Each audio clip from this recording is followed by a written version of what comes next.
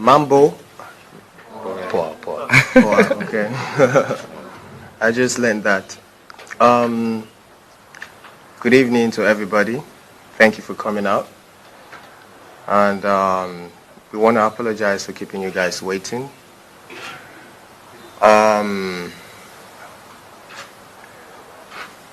So I would like to start from the get-go. I was contracted by an agency, back home to perform here in Tanzania, August 7th. I was supposed to be in Uganda August 6th. So I felt, okay, well, it's only nice to, drop in and say hello to my Tanzanian people. I had an amazing time in Uganda. It was a great show, made friends with the media and all that. So the agency reached out and advised that the promoter in charge of the show here in Tanzania already booked a flight for me to leave Uganda. It's a connecting flight to leave Uganda on the 8th, morning of the 8th, 7th, morning of the 7th, to come straight to Tanzania, Dar es Salaam. Did I pronounce that right? Yeah. Dar es Salaam. Okay, cool. Dar es Salaam. Dar es Salaam. Okay. It's a beautiful city, by the way. Oh yeah, I know. Beautiful people too. And people love you. I know. So much. I know. All right, so I left the hotel at Uganda exactly 6 a.m. in the morning. I head straight to the airport, caught the flight, but unfortunately, the airline delayed the flight like an hour in Uganda. But we still got on the plane, and then we flew into Nairobi, Kenya. On getting to Kenya, the connecting flight from Kenya to Dar es Salaam left. So we communicated this to the organizers, the promoters of the show, that this is the situation right now. As it is, we can't be, because we got to Nairobi 12 p.m., 12 noon. And we communicated to the organizers and the promoters that, look, this is the situation on ground. The flight got delayed, so we missed the connecting flight. What's the situation? Can we still make the show? Oh, yes, and they confirmed to me that they can get the next available flight to Dar es Salaam for 8:45 p.m. 8:50 actually. 8:50. For 8:50 p.m. You're supposed to be 6, and then 8:50. Oh, okay, yeah, 8:50 p.m. So I was in Nairobi, Kenya for 8 hours. I was at the airport, at the lounge at the airport. It was filled up with people, by the way, because a lot of flight got cancelled and got delayed that day. So we managed to stay in Nairobi for 8 hours. The time, 8:45, we got on the plane, we flew straight to Dar es Salaam. We got to Dar es Salaam, I think we landed around past 11. About midnight. Yeah, around midnight, yeah. So unfortunately, getting to Dar es Salaam, we realized that the airlines forgot our bags in Nairobi, Kenya, along some of the equipment we'll be needing for the performance that night. The gears, the costumes, and all that. So we communicated yet again to the organizers. I think, look, this is the situation on ground.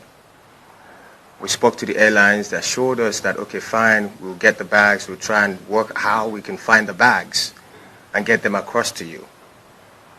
So the organizer assured me that I can still be on stage by 3 a.m. in the morning. So I worked with them on that and said, okay, no problem. I'll compromise. We can let go of that. Let's go. Let's make the show happen. So we left the airport. We got to the hotel at around 1:30 in the morning. Yeah. Yeah, we got to the hotel at around 1:30 in the morning. Yeah. Okay. You good, bro? All right, cool. So so I sent my band to the venue. Yet, of course, to get everything settled for the performance, to do the sound check. Although I was supposed to be there, because that's how I do my sound check. There are videos of me doing my sound check in Uganda. It was me, my band, and some of the fans. We had fun. It was good. So I said, okay, fine. I'll stay back because I realized that the fans were already at the venue. Like thousands of the fans were there already waiting for me to perform, waiting for me to get on stage, so it wouldn't be advisable for me to go down there to do the sound check. So I sent the band over to make sure, okay, let's see what we can do. Let's see what we can do with the available setup. Unfortunately, they were rushed off the stage because the fans already are supposed to be in the venue. So the band came back with the bad news to the hotel. No problem, the show must go on. We contacted a couple of stylists here in Tanzania, because, of course, I left Uganda like in the morning, like 6 in the morning, and then I was drenched already. Yeah, like I was drenched already in what I was wearing. I was wearing a pair of slides, my shorts, and an agbada, Yeah, just... Yeah, so I was drenched, and I needed to freshen up, at least, to be able to put up a great show for the Tanzanian people. So we got a couple of stylists, and we were doing the fitting back at the hotel. And then, coupled up with that, there were some unresolved issues between the agency back home and the promoter. And we were also trying to settle that on the side.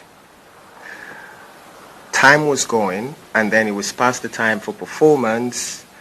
And when we actually came to an agreement that, okay, fine, let's do this for the fans.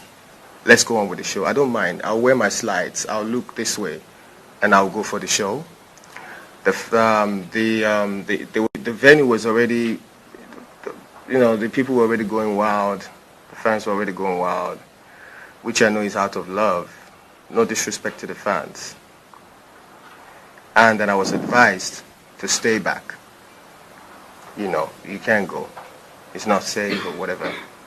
So I said, okay. I sat down with the team, the organizers, the promoters. Let's come up with a way, to make it up to the Tanzanian fans. And then we decided to do a makeup show for free this time. I even agreed to partner with them this time, to make the show go on. So we said, okay, in the morning we put out a statement. We apologize to the fans. We are all tired. Let's get some rest. In the morning, daybreak, we put out a statement and address this issue, and everything will be solved. But unfortunately, by morning, the whole issue has already been blown up, out of proportion. The law got involved due to the vandalism. Yeah, vandalism. So the police came by to my hotel, take me in for questioning. It wasn't an arrest, by the way. So they took me in for questioning as to why my name keeps coming up. How are you connected to the destruction of this property? So I went in, I gave my statement, and here we are. I still sat down with the promoters and the organizers and say, you know what? I love my people in Tanzania. They've been supporting my music. Buga was number one here when I released it too, and even the official video for Buga had the flag of Tanzania in it. Absolutely. Yeah. 2015, yeah. I've been here 2015. I've been here. I come here. I went to Zanzibar. Really? Yeah. Yeah. I was here. I come here often. you know, to chill and have fun because I love the people of Tanzania, obviously.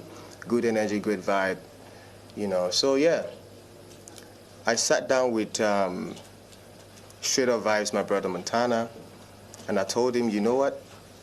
The show must go on. Regardless of the press out there, regardless of the news out there, regardless of whatever it is that is flying out around there, let's make this happen. So we came to an agreement to put up a show on Friday. On Friday, yeah? Is it this Friday or next Friday? No, this one. All right, cool. This is Friday. Oh yeah, so this Friday. And a free show, by the way. So I will be partnering with Straight Up Vibes to make that happen. And also, I must apologize to the fans. None of this was intentional. I love my job. Especially, I love performing. I'm a great entertainer. So I love performing, I love my job. So none of this was intentional. I didn't mean to disrespect the fans, most especially the fans. It was never intentional. I wanted to perform. I came to Tanzania to perform. But due to some circumstances way over my power, we couldn't make that happen. I apologize once again to the people of Tanzania, and I hope you guys give me another chance to give you a show. My guy, you're shining. Yeah, so I hope you guys give me another chance to make it up to you, to give you a proper show, a beautiful show. Thank you very much.